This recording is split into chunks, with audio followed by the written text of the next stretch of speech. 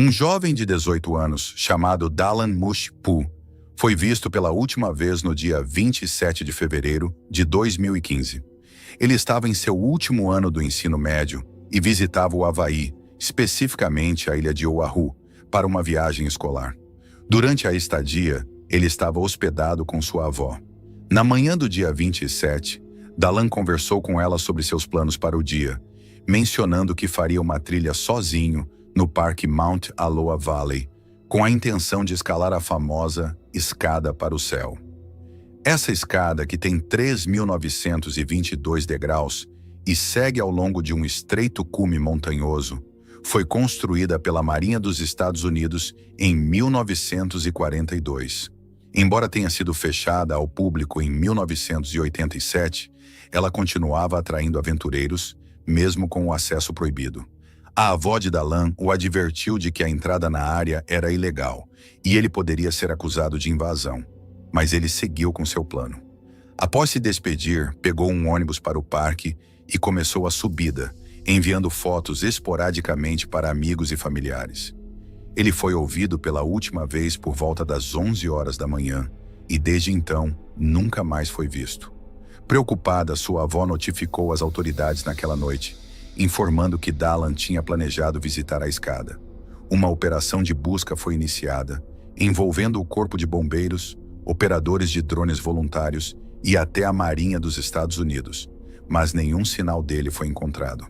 3 dias depois, 2 caminhantes informaram à polícia que ouviram gritos de socorro vindos da área selvagem. Isso levou as autoridades a prolongarem as buscas até o dia 3 de março. Após o encerramento oficial da operação, amigos, familiares e voluntários continuaram procurando por Dalan, mas não encontraram nenhuma pista.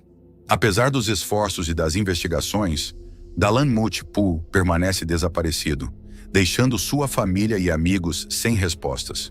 Pouco antes de desaparecer, Dalan enviou algumas fotos para seus amigos e familiares, incluindo uma que chamou a atenção posteriormente. Ao analisarem essa imagem mais de perto, notaram algo estranho. Parecia haver um homem escondido entre os arbustos a certa distância de onde Mo estava. Apesar da baixa qualidade da foto ampliada, é possível identificar o que parece ser uma figura agachada nos arbustos. Embora essa pessoa pudesse ser apenas outro caminhante em busca de privacidade, a família de Mo acredita que ele possa estar de alguma forma relacionado ao desaparecimento do jovem de 18 anos. Até hoje, nenhum sinal de Dalan foi encontrado, e o caso permanece sem solução. Não se sabe se ele se perdeu, sofreu um acidente ou se algo mais sinistro ocorreu.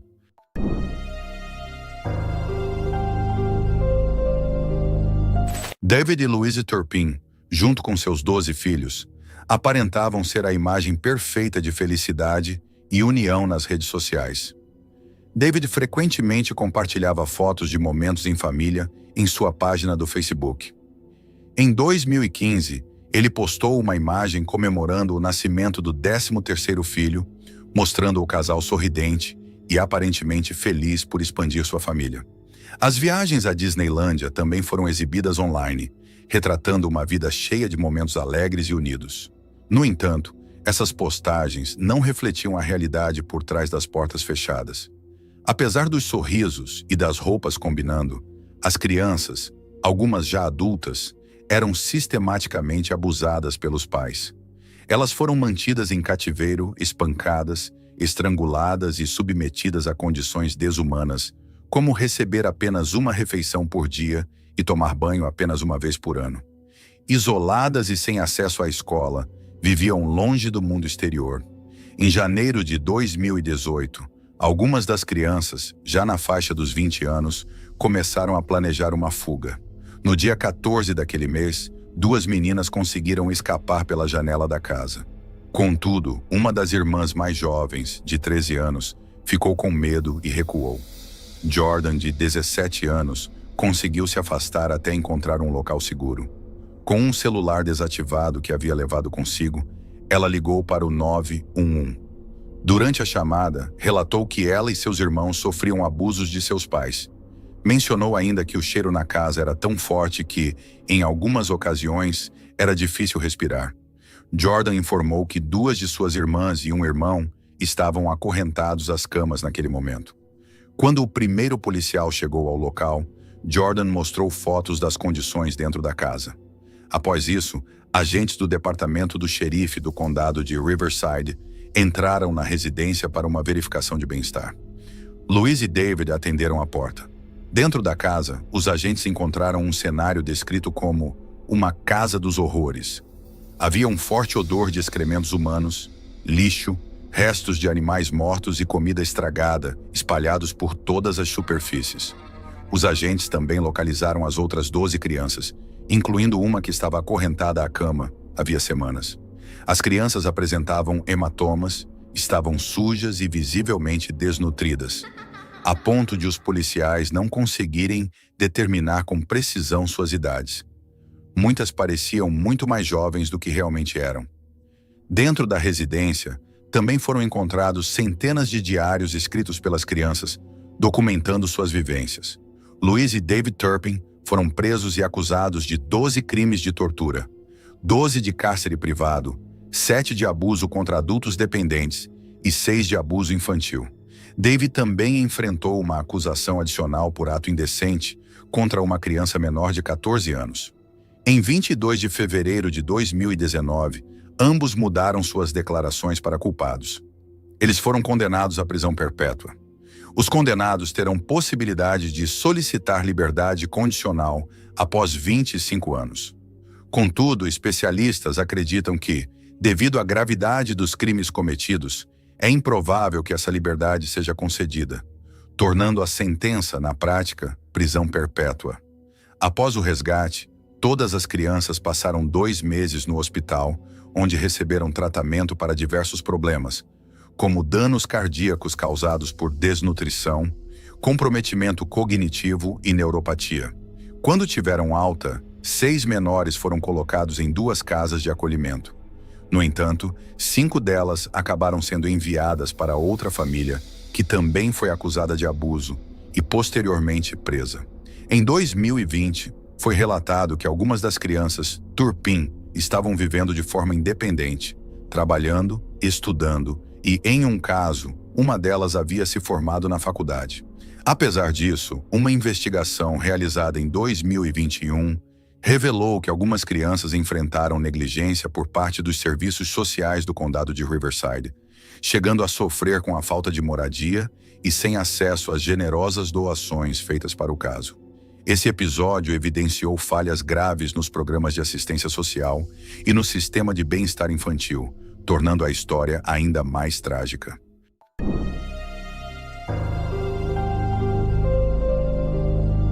Em uma sexta-feira, 29 de setembro de 2017, Anne Faber, de 25 anos, decidiu aproveitar o dia com um passeio de bicicleta em uma pequena cidade na Holanda, famosa por suas paisagens de florestas e prados exuberantes.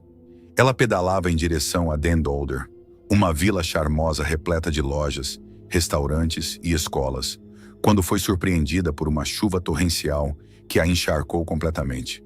Durante o momento, ela tirou uma selfie e enviou para o namorado às 18h50. Quando Anne não voltou para casa naquela noite, sua família e seu namorado ficaram profundamente preocupados e iniciaram uma busca para encontrá-la. Nos 10 dias seguintes, equipes dedicadas vasculharam a região, tentando seguir os rastros dela. No dia 3 de outubro, o casaco de Anne foi encontrado. 2 dias depois, a bicicleta dela também foi localizada. E no dia seguinte, sua mochila foi descoberta. As investigações levaram o casaco para análise de DNA, que apontou uma correspondência com Michael P., de 27 anos, um agressor sexual previamente condenado. Ele foi preso 3 dias após a identificação e confessou o assassinato de Anne. Michael alegou que o ataque ocorreu após ela ter pedido ajuda. Ele a agrediu e, em seguida, a esfaqueou até a morte, justificando suas ações como uma tentativa de silenciá-la. No momento de sua morte, Anne Faber foi deixada em uma área arborizada dentro de uma reserva natural em Zaldi. Michael P., que estava em uma clínica próxima recebendo tratamento, foi preso e, após sua detenção, revelou à polícia onde o corpo de Anne estava. Ele indicou o local e o corpo foi recuperado em 12 de outubro. Michael P. foi condenado por abuso e assassinato de Annie Faber, de 25 anos, e recebeu uma sentença de 28 anos de prisão, além de ser submetido a tratamento psiquiátrico compulsório. Ele também foi ordenado a pagar 56 mil euros de compensação à família de Annie.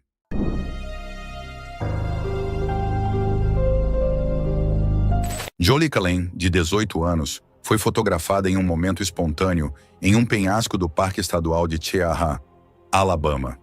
Infelizmente, essa imagem seria sua última. Em 2015, Jolie estava prestes a iniciar a faculdade e tinha acabado de entrar em um novo relacionamento, após finalmente romper com seu ex-namorado controlador, Lauren Berner. O término com Berner não foi fácil, pois ele ameaçou tirar a própria vida caso ela o deixasse. Apesar disso, Jolie sentiu que finalmente estava pronta para seguir em frente. No entanto, ao descobrir sobre o novo relacionamento de Jolie, Berner entrou em contato e pediu para que fossem fazer uma caminhada como amigos. Jolie aceitou o convite, e em 30 de agosto de 2015, os dois, acompanhados pelo cachorro de Jolie, Kenakabea, partiram para a trilha Pinhoti, no Parque Estadual de Cheaha. Durante a caminhada, Berner registrou o momento em sua página do Instagram, onde postou 3 fotos de Jolie ao longo do passeio. A sequência de fotos postada por Berner documentou os últimos momentos de Jolie.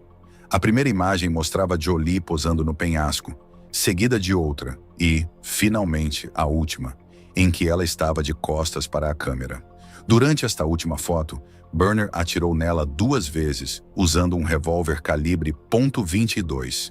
O primeiro tiro atingiu a parte de trás da cabeça de Jolie. Quando ela caiu, ele a virou e disparou novamente. Em seguida, empurrou o corpo inconsciente de Jolie do penhasco de aproximadamente 12 metros.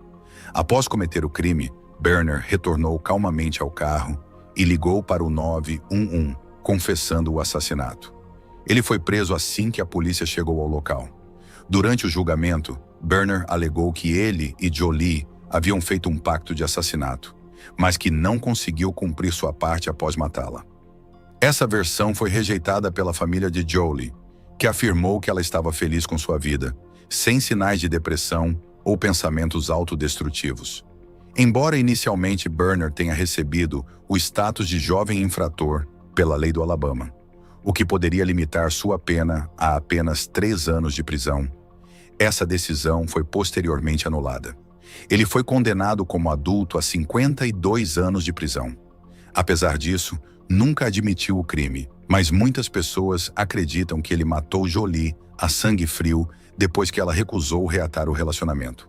Antes do encontro, Jolie enviou uma mensagem a uma amiga, dizendo de forma irônica: "Se algo acontecer comigo, você saberá quem foi." A mensagem, vista depois do ocorrido, foi um presságio sombrio de seu destino.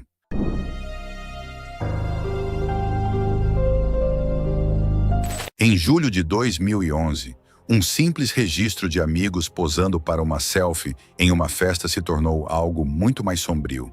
A foto foi tirada por Michael Mandal, e na época ele sabia que seria a última imagem dele ao lado de seu melhor amigo, Tyler Hadley.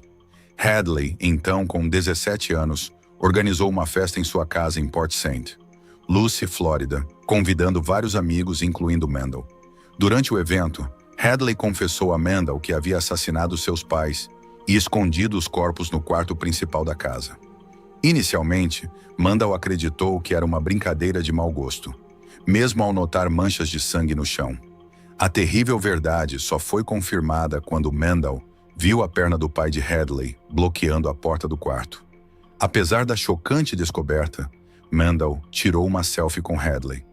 Mais tarde, quando foi para casa, ele ligou para a polícia, denunciando os assassinatos. Ao ser questionado por que havia tirado a foto, Mandel explicou: "Quando tirei a foto, já sabia de tudo. Vi os corpos e sabia que iria denunciá-lo para a polícia." Hadley planejou os assassinatos semanas antes. Ele matou sua mãe, Mary Jo, e seu pai, Blake, com um martelo de garra na tarde de 16 de julho de 2011. Após o crime, ele arrastou os corpos para o quarto principal, limpou o sangue por cerca de 3 horas e cobriu os corpos com itens domésticos, como se tentasse apagá-los de sua mente. O motivo dos assassinatos foi o fato de seus pais estarem tentando ajudá-lo com sua dependência de drogas e problemas de saúde mental, chegando a programar um tratamento hospitalar para ele. Hadley declarou que ter uma festa após os assassinatos era algo que nunca havia sido feito antes, e parecia se orgulhar disso. Ele foi condenado à prisão perpétua sem possibilidade de liberdade condicional. Durante o julgamento, não demonstrou remorso, aparentando até mesmo desfrutar da notoriedade que o caso lhe trouxe.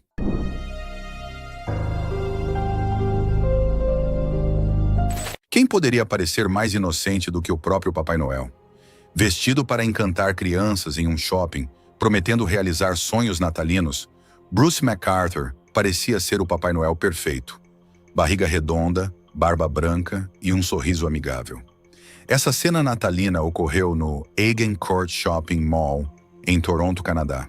No entanto, por trás dessa figura acolhedora, escondia-se um segredo terrível. Bruce McArthur era responsável pelos assassinatos de pelo menos 8 jovens da comunidade LGBT entre 2017. Os crimes ocorreram no bairro Church and Wellesley, conhecido como a Vila LGBT de Toronto. Durante anos, o desaparecimento desses homens intrigou a polícia e deixou a comunidade em alerta. Finalmente, em 2018, após uma investigação extensa, McArthur, um paisagista de 66 anos e ocasional Papai Noel, foi identificado como o principal suspeito. Ele era conhecido na comunidade e usava sua reputação para atrair vítimas ao seu apartamento, sob o pretexto de encontros sexuais. Lá, ele os matava por estrangulamento, utilizando uma ligadura. Após os assassinatos, McArthur ocultava os corpos, muitas vezes em propriedades onde trabalhava como paisagista, e mantinha pertences das vítimas como troféus macabros, incluindo joias e objetos pessoais. A revelação dos crimes chocou o Canadá e manchou a imagem de um homem que parecia, para muitos, representar a inocência e a alegria do Natal. Após cometer os assassinatos, Bruce McArthur guardava posse das vítimas de maneira macabra. Ele realizou centenas de fotos digitais, post-mortem de seus corpos, muitas vezes com cordas ao redor dos pescoços ou nu, vestindo um casaco de pele ou chapéu. Algumas das vítimas tiveram suas cabeças e barbas raspadas, com os cabelos sendo armazenados por McArthur em sacos plásticos em um galpão próximo ao cemitério Mount Pleasant. Em uma das fotos era visível uma corda apertada ao redor do pescoço de uma vítima, com um mecanismo feito de uma barra de metal e fita para controlar a pressão durante o estrangulamento. A barra foi encontrada mais tarde na van de McArthur, junto com amostras de DNA de algumas de suas vítimas. Em 29 de janeiro de 2019, Bruce McArthur se declarou culpado de 8 homicídios de primeiro grau no Tribunal Superior de Ontário. Ele foi condenado à prisão perpétua, sem possibilidade de liberdade condicional por 25 anos. Reconhecido como o assassino em série mais prolífico de Toronto, McArthur também detém o título de um dos mais antigos assassinos em série conhecidos no Canadá. As autoridades acreditam que pode haver mais vítimas que ainda não foram descobertas, mantendo o nome de Papai Noel ligado a uma sombra de terror.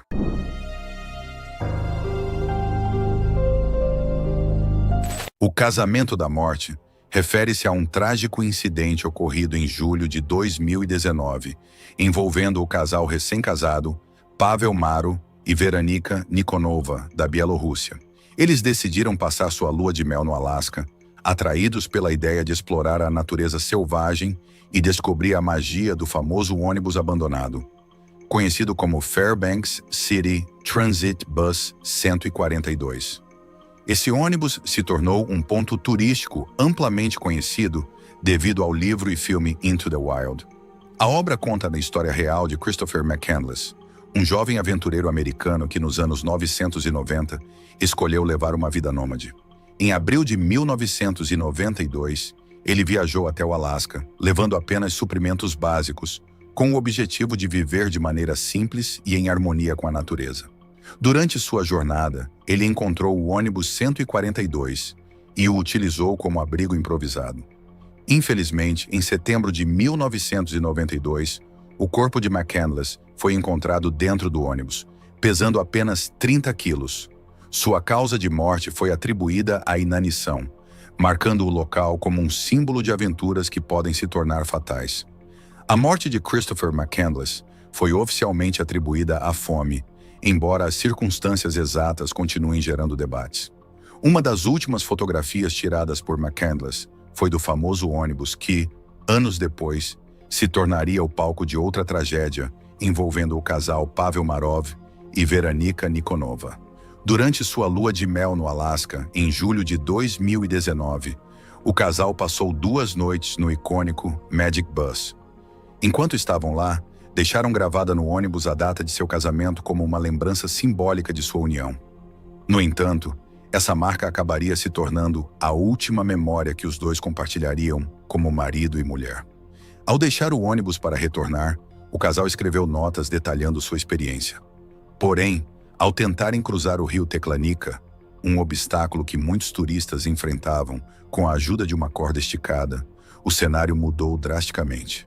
A força da correnteza era exaustiva, e antes de atravessarem, eles pararam para fumar um cigarro, brincando que poderia ser o último. Também tiraram selfies naquele momento. Marov conseguiu atravessar o rio com segurança, mas Veranika teve dificuldades. Ao escorregar e ser levada pela correnteza, ela gritou por ajuda. Marov voltou para tentar salvá-la, mas já era tarde demais. Embora tenha conseguido retirá-la da água, Veranika havia se afogado. Veranika Nikonova, com apenas 24 anos, era uma atriz e diretora promissora, conhecida por sua participação no drama de guerra russo-bielorrusso de 2010. Sua morte trágica transformou a aventura de lua de mel em uma dolorosa memória de perda e luto. Veranika Nikonova tinha um futuro promissor pela frente, mas sua vida foi interrompida tragicamente. Infelizmente, ela não foi a única a perder a vida ao tentar alcançar o famoso ônibus 142. Em 2010, uma mulher suíça também se afogou ao tentar atravessar o rio Teklanica.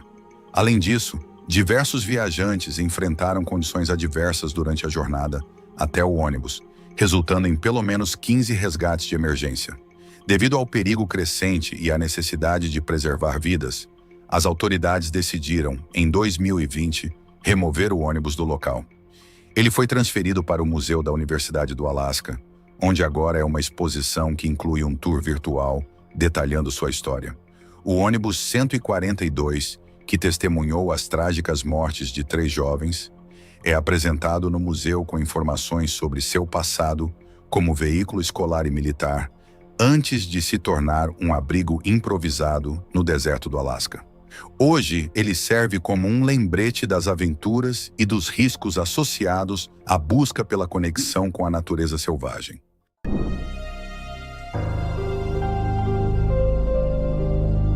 Ludmila Lazareno, uma russa de 46 anos e mãe de 2 filhos, viajou em agosto de 2024 para a região de Loreto, no Peru, com o objetivo de participar de um retiro espiritual no Mundo Spiritual Healing Center. Sua intenção era focar na espiritualidade, renovação e purificação. A última foto registrada de Ludmila foi tirada enquanto ela aproveitava o ambiente antes de sua trágica morte. Durante sua estadia no retiro, Ludmila conheceu Ivan Kmin, de 38 anos. Em 8 de agosto, o casal saiu para um passeio e retornou ao centro de bem-estar à noite. Mais tarde, gritos altos vindos do quarto de Ludmila alarmaram outros hóspedes, que imediatamente chamaram a polícia. Incapazes de acessar o quarto por conta própria, a polícia entrou à força e encontrou uma cena chocante. Ludmila havia sido brutalmente assassinada, com seus membros desmembrados. Ivan Kmin estava no local em um estado confuso, armado com uma faca. Ele resistiu à prisão de forma agressiva, gritando, mordendo os policiais e tentando se ferir.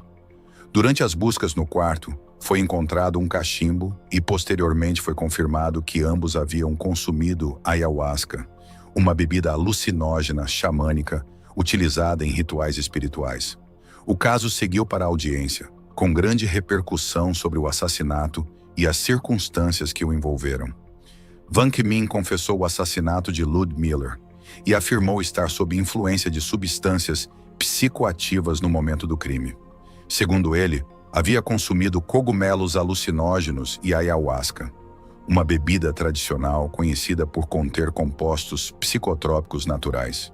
Durante seu depoimento, Keimin alegou que sua motivação foi salvar a alma de Ludmilla, pois acreditava que ela estava possuída por um demônio. O caso trouxe um fim trágico e inesperado para o que deveria ter sido uma pausa tranquila e renovadora.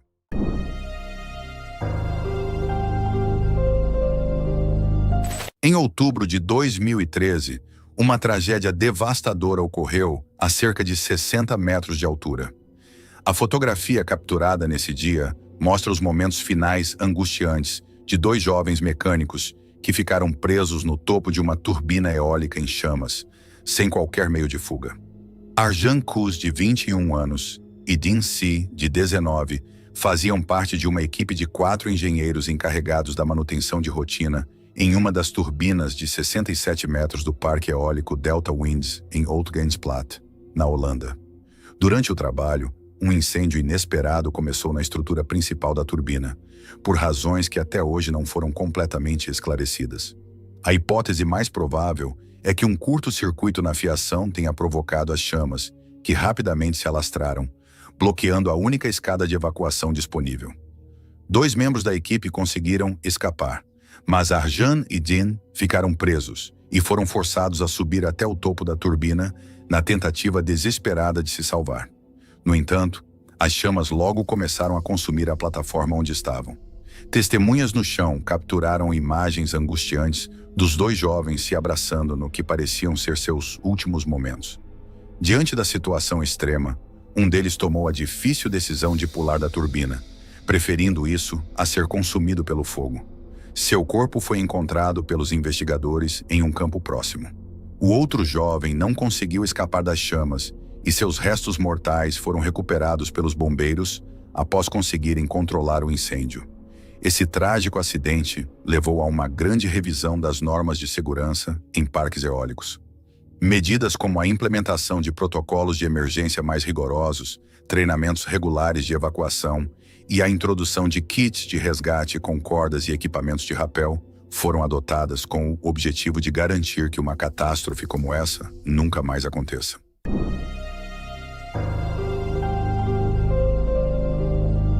Essa é a fotografia final de Travis.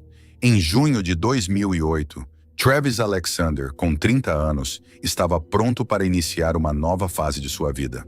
Após um relacionamento turbulento e tóxico, ele havia se reconectado com sua fé mórmon e sentia-se preparado para seguir em frente. No entanto, sua ex-namorada, Jodi Arias, não estava disposta a deixá-lo ir. Travis conheceu Jodi, de 26 anos, em uma conferência de trabalho em Las Vegas, em setembro de 2006. Eles se deram bem imediatamente, compartilhando interesses como o gosto por atividades ao ar livre.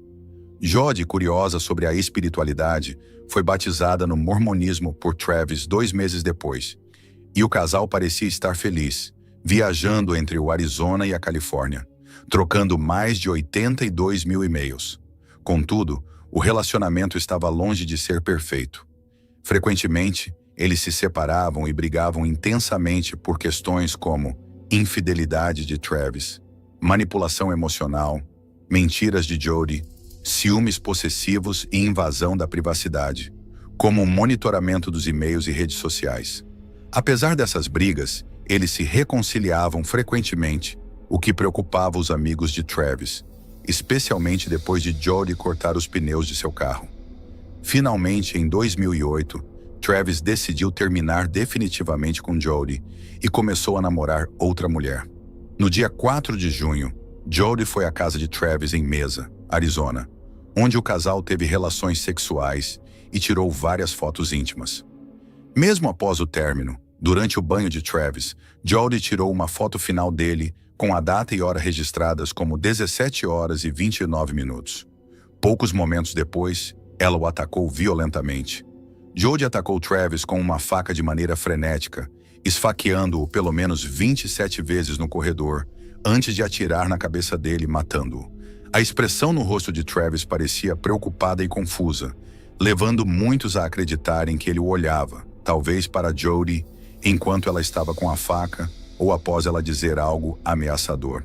Após matá-lo, Jody arrastou o corpo de Travis de volta para o banheiro e tentou destruir a câmera jogando-a na máquina de lavar, antes de seguir para Salt Lake City para uma conferência de trabalho, como se nada tivesse acontecido.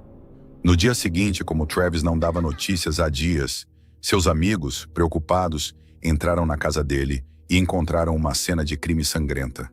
A investigação rapidamente focou em Jody, que negou qualquer envolvimento, se mostrando angustiada e com o coração partido. No entanto, ela deixou evidências forenses no banheiro, como uma marca de mão ensanguentada, e a polícia conseguiu recuperar fotos incriminatórias com a câmera digital. Quando confrontada com as provas, Jody tentou dar várias explicações, incluindo afirmar que ela e Travis haviam sido atacados por intrusos mascarados e que ela conseguiu escapar. Depois, admitiu ter matado Travis, mas alegou que foi em legítima defesa, pois ele a havia atacado. Jody foi presa em julho de 2008 e acusada do assassinato de Travis, mas o julgamento só ocorreu em 2013. Após um julgamento nulo, ela foi finalmente condenada à prisão perpétua, sem possibilidade de liberdade condicional.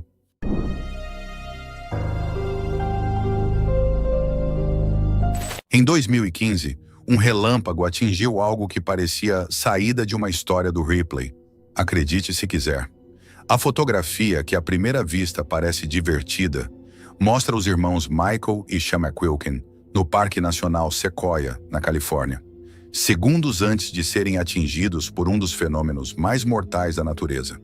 No dia 20 de agosto de 1975, os irmãos Michael, de 18 anos, Sean, de 12, e Mary, de 15, estavam explorando o parque durante as férias de verão. Eles escalaram o Morro Rock, um pico de granito de 300 metros, e estavam no topo quando o clima começou a mudar. Embora o dia tivesse começado de forma agradável, o céu escureceu à medida que se aproximavam do cume, e nuvens de tempestade começaram a surgir, deixando o ar úmido e pesado. No entanto, isso não impediu os jovens de continuarem sua subida. Os eventos começaram a tomar um rumo inesperado quando Michael levantou a mão direita para o ar e percebeu que o anel que usava começou a zumbir, a ponto de todos ouvirem o som. Ele tirou uma foto de Mary e ela fez o mesmo com ele e Sean. Na época, eles acharam a situação engraçada. O ar ao redor estava fortemente carregado, algo semelhante ao que acontece com a eletricidade estática quando seu cabelo fica em pé após esfregar um balão na cabeça. Apesar do tom cômico da situação, o fenômeno era mais sério do que pareciam perceber. Na verdade, o que aconteceu foi um sinal claro de que um raio estava prestes a cair. O raio atingiu muito perto de Michael e Mary, fazendo com que caíssem no chão, mas acabou atingindo diretamente Sean, que estava com eles na rocha naquele dia. Michael lembrou depois, dizendo que, de repente, foi jogado ao chão por uma explosão enorme. Mary estava se levantando, um pouco tonta, enquanto Sean ficou desmaiado, encolhido de joelhos, e até soltava fumaça. Algumas pessoas disseram que o raio parecia um cordão de energia, como se estivesse conectando tudo. Milagrosamente, os 3 irmãos sobreviveram, mas Sean ficou com queimaduras de 3º grau e uma concussão. Foi um evento raríssimo, quase impossível de acontecer, mas mesmo assim, eles ficaram vivos. Infelizmente, em 1989, Sean faleceu, mas por causas diferentes. Quase 50 anos depois, Michael compartilha um conselho valioso. Se você ver nuvens escuras se formando, seja o primeiro a sair de perto.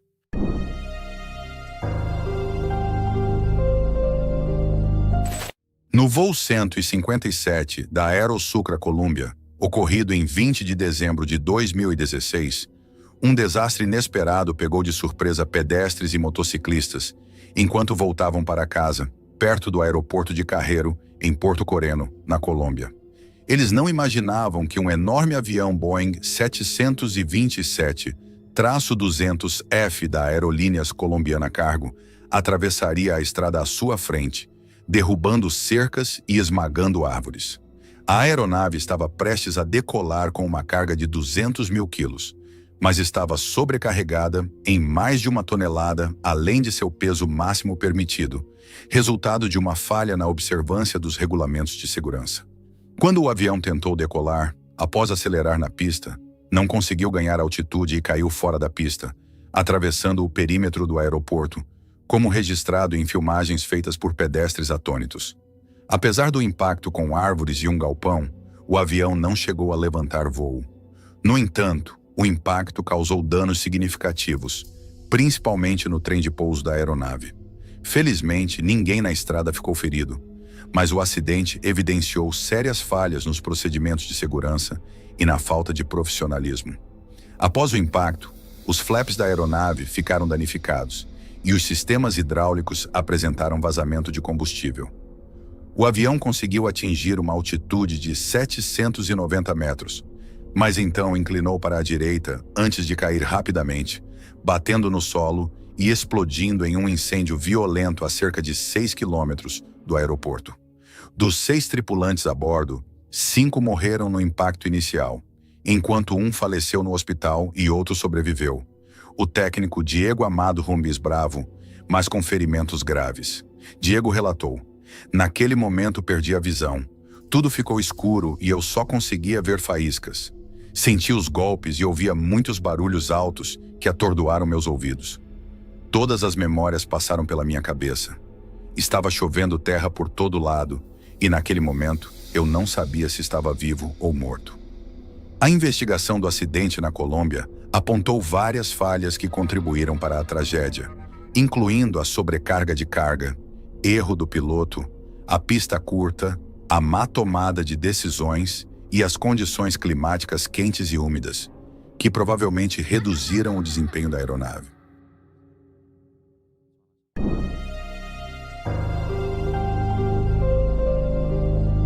Em 28 de novembro de 1979, o voo 901 da Air New Zealand, que havia decolado de Auckland às 8 horas da manhã, estava realizando um voo turístico sobre a Antártida, com 257 pessoas a bordo, sendo 237 passageiros e 20 tripulantes. O voo tinha como destino uma parada em Christchurch para reabastecimento antes de retornar a Auckland. A tragédia ocorreu cerca de 4 horas após a decolagem, quando o avião colidiu com uma montanha, resultando na morte de todos a bordo. As fotos que foram capturadas pouco antes do acidente, por um passageiro japonês, mostravam uma cena aparentemente tranquila. Nas imagens, era possível ver os passageiros se movimentando dentro da cabine, olhando pela janela, tirando fotos e interagindo uns com os outros. A terceira foto, tirada do ar, mostrava uma paisagem de montanhas nevadas e picos escarpados ao longe. Essas imagens foram provavelmente feitas durante os momentos finais da viagem, que acabaram registrando a tragédia que aconteceria em seguida. O avião, um McDonnell Douglas DC-10, estava sendo pilotado pelo capitão Thomas Jane. A colisão com a montanha aconteceu quando o voo estava a cerca de 5.800 metros de altura.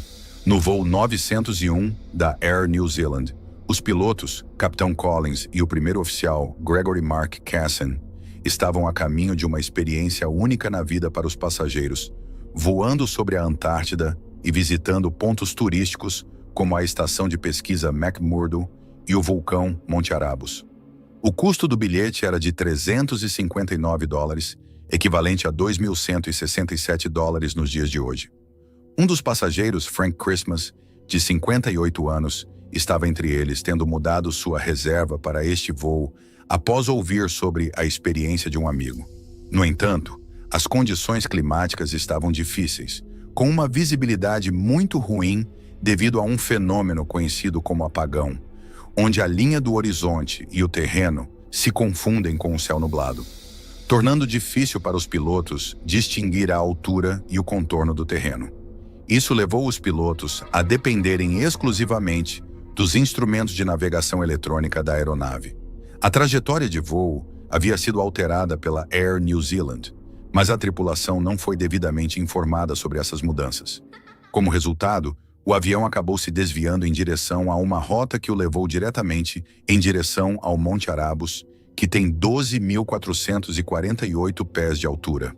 Os pilotos, acreditando que ainda estavam sobre a região plana de McMurdo, desceram a 2.000 pés para proporcionar uma melhor visão para os turistas. Essa mudança de coordenadas e a falta de comunicação levaram a aeronave a uma rota fatal. A 12h50, acreditando que estavam voando sobre a área plana, o voo desceu para 1.500 pés e, poucos segundos depois, colidiu cegamente com a lateral do Monte Arabus.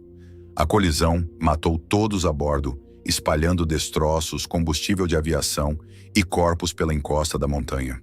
Muitos acreditam que a quarta fotografia, capturada por um dos passageiros, foi tirada poucos momentos antes do impacto fatal.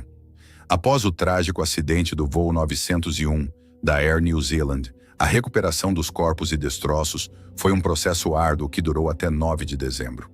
A identificação das vítimas foi igualmente difícil e demorou semanas, dada a gravidade da colisão e o espalhamento dos restos.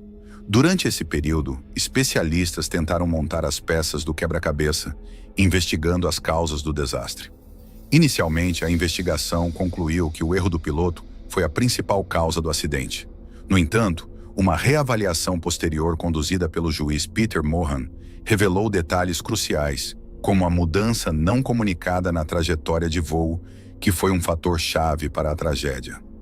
Além disso, foi constatado que a Air New Zealand havia tentado encobrir seus próprios erros e transferir a culpa para os pilotos, utilizando mentiras e distorções dos fatos.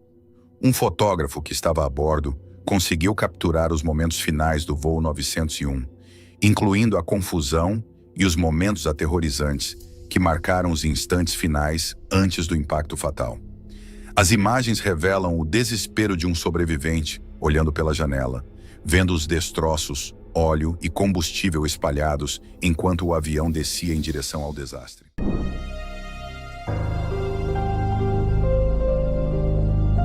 Molly LaRue e Goof protagonizam uma história marcante relacionada à famosa Trilha dos Apalaches. Essa trilha, localizada no leste dos Estados Unidos, é um percurso de caminhada de quase 3.500 quilômetros que se estende de Springer Mountain, na Geórgia, até o Monte Katahdin, no Maine. Passando por 14 estados, é considerada a trilha contínua mais longa do mundo. Cerca de 3 milhões de pessoas percorrem trechos desse trajeto anualmente, normalmente sem grandes incidentes. No entanto, o mesmo não ocorreu com Molly LaRue, de 25 anos, natural de Shaker Heights, Ohio, e Geoff Huda, conhecido como Goof, de 26 anos, de Signal Mountain, Tennessee. Os dois se conheceram em Salina, Kansas, em um programa de apoio patrocinado por uma igreja voltado para jovens em situação de vulnerabilidade. Após ambos perderem seus empregos, decidiram embarcar juntos em uma jornada pela Trilha dos Apalaches, planejando completá-la em 6 meses. Eles começaram sua aventura em 4 de junho de 1990, partindo do Monte Katahdin, no Maine. Durante a caminhada, o casal posou alegremente para diversas fotos que registraram momentos de felicidade e empolgação. Contudo, essas imagens acabaram sendo as últimas lembranças de sua jornada, que tomaria um rumo trágico. Em 11 de setembro de 1990, Gio e Molly chegaram a Duncannon, Pensilvânia, onde se hospedaram no histórico hotel Trailside Doyle. Essa parada foi especial para o casal, já que durante os meses anteriores de caminhada, eles haviam passado a maior parte do tempo dormindo em barracas ou abrigos comunitários. O hotel, localizado próximo à metade do percurso da Trilha dos Apalaches, ofereceu a eles um raro momento de conforto.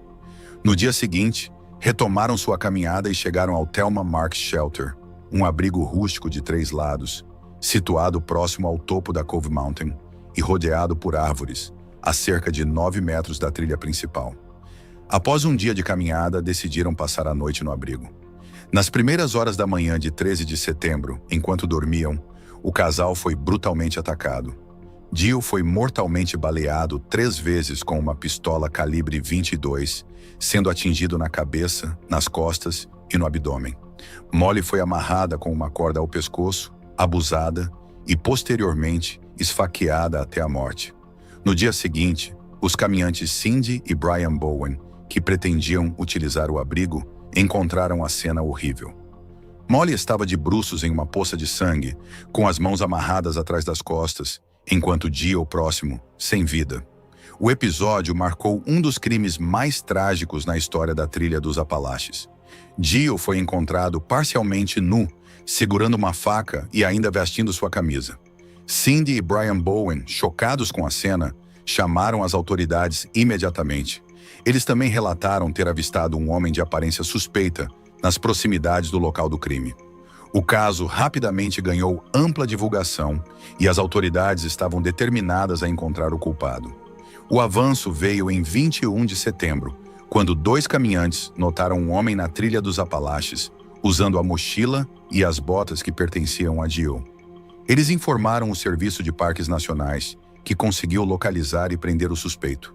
O homem, identificado como Paul David Cruz, estava com a mochila, as botas e o relógio de Gil, além de portar as 2 armas utilizadas no crime. Paul David Cruz, um ex-fuzileiro naval com um mandado de prisão na Flórida por outro assassinato, foi conectado ao caso através de evidências de DNA que correspondiam às amostras coletadas na cena do crime. Ele foi preso e acusado dos homicídios de Molly e Gil. Durante o julgamento, Cruz foi considerado culpado de 2 acusações de homicídio em primeiro grau e recebeu 2 penas de morte. Contudo, em 2006, suas sentenças foram comutadas para prisão perpétua, sem possibilidade de liberdade condicional. O assassinato brutal e sem sentido de Gil e Molly tirou a vida de um jovem casal que tinha um futuro inteiro pela frente, deixando uma marca trágica na história da trilha dos Apalaches.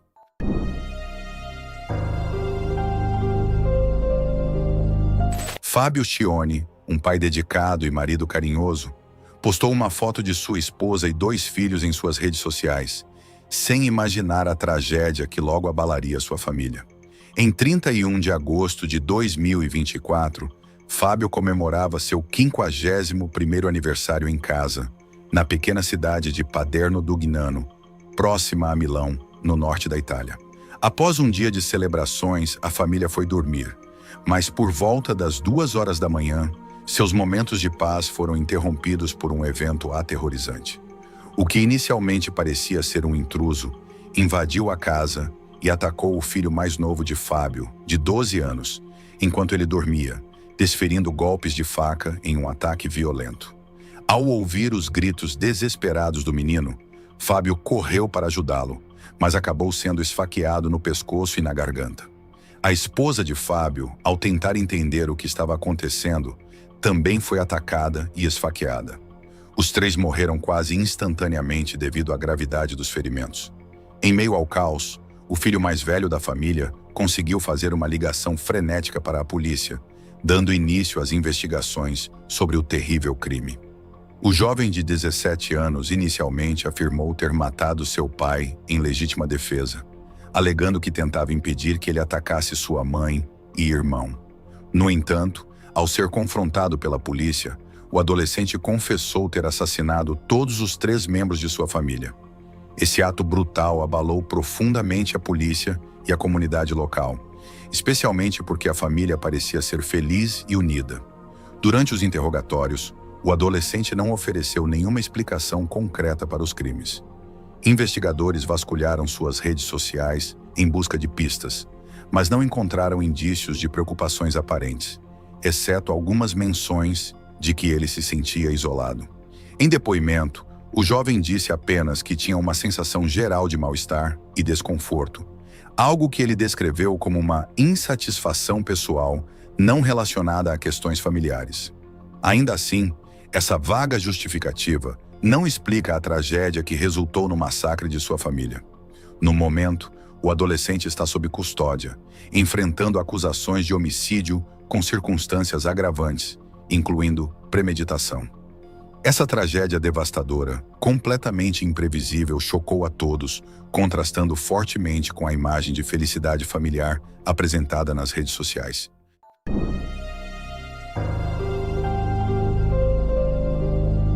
Gail Madison, uma aventureira de 79 anos de Minnesota, realizou em março de 2024 o que seria a viagem dos seus sonhos: um safari no Parque Nacional South Luangwa, na Zâmbia.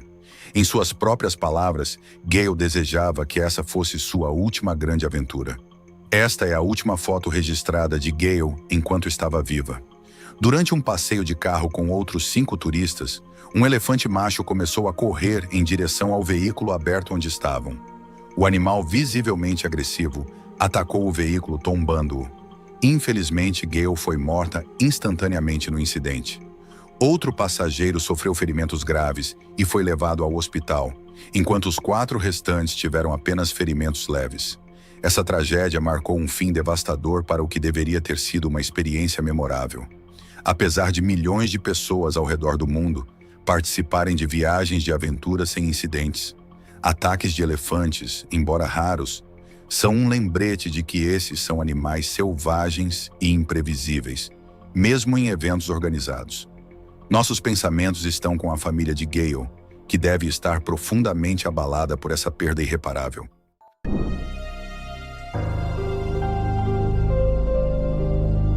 Em 11 de maio de 2011, Timothy Pitsen, de 6 anos, foi deixado por seu pai, James Pitsen, em sua aula no jardim de infância da escola primária Greenman, em Aurora, Illinois.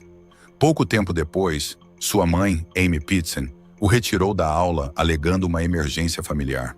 Por volta das 10 horas, Amy deixou seu carro em uma oficina mecânica e um funcionário a levou, junto com Timothy, ao zoológico de Brookfield. Após a visita, por volta das 15 horas, eles retornaram à oficina, pegaram o carro e dirigiram até o K-Lime Cove Resort, em Gurnee, onde passaram a noite.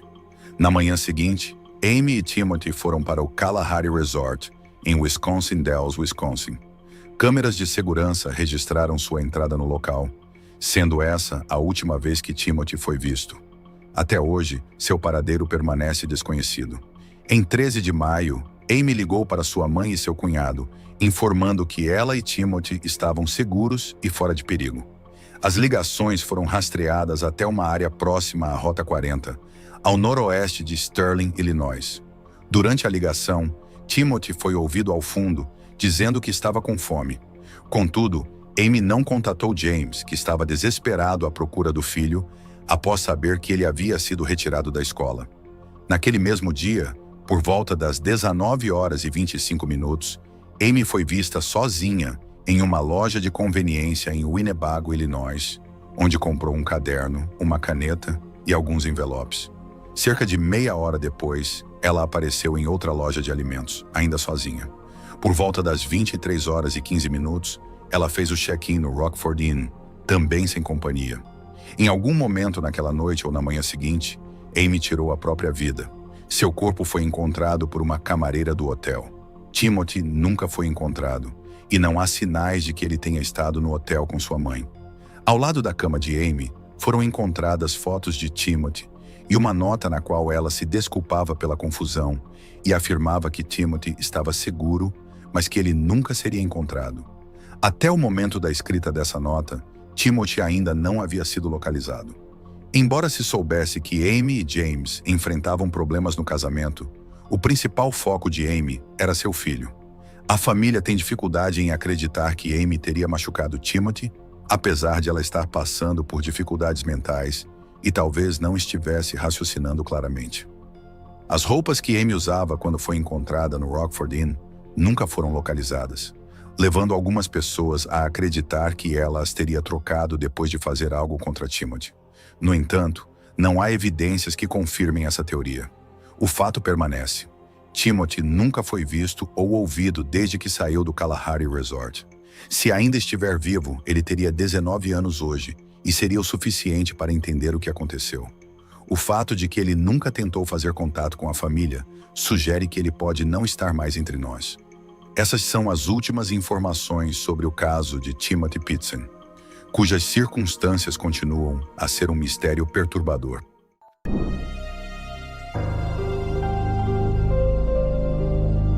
Em 12 de janeiro de 2007, Jennifer Strange, uma mulher de 28 anos da Califórnia, participou de um concurso de bebidas chamado Segure Seu Wii no programa matinal da KDND. Ela entrou na competição para ganhar um console Nintendo Wii para seus filhos. O prêmio seria concedido à pessoa que conseguisse beber a maior quantidade de água sem urinar. Na época, o whey era um item muito procurado e difícil de encontrar nas lojas. Durante o concurso, 17 a 20 participantes começaram a beber água em uma sala dos estúdios KDND, por volta das 6h45. Inicialmente, eles receberam garrafas de 240 mililitros de água a cada 15 minutos, mas conforme o tempo passava, a quantidade aumentava. Embora uma enfermeira tenha alertado sobre os perigos de ingerir água em excesso, suas preocupações foram ignoradas. Após cerca de 3 horas de ingestão de grandes quantidades de água, Jennifer ficou em segundo lugar e ganhou ingressos para um show de Justin Timberlake. No entanto, ela pagou um preço alto por isso. Antes de sair do estúdio para ir para casa, Jennifer reclamou de uma forte dor de cabeça. Os DJs riram e brincaram, comentando que ela estava apenas inchada. Infelizmente, ela não sobreviveu a essa experiência. Após o concurso, a barriga de Jennifer parecia inchada, o que a fez parecer grávida. Estima-se que ela tenha ingerido cerca de 7,6 litros de água durante a competição. No caminho para casa, Jennifer ligou para um colega de trabalho, chorando e reclamando de uma forte dor de cabeça. Essa foi a última conversa que ela teve com alguém. Poucas horas depois, Jennifer foi encontrada morta em sua casa em Rancho Cordova.